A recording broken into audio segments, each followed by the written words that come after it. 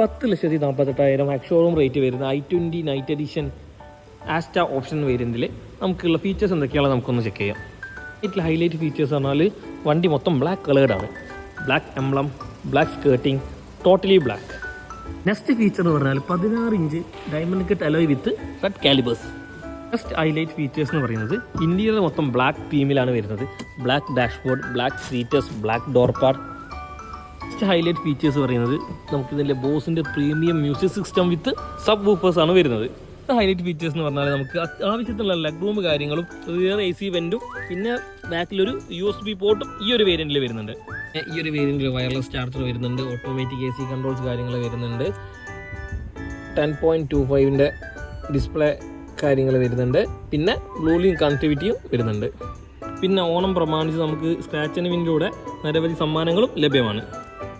Features ലോഡായി black beauty നിങ്ങൾക്ക് സ്വന്തമാക്കാൻ contact me.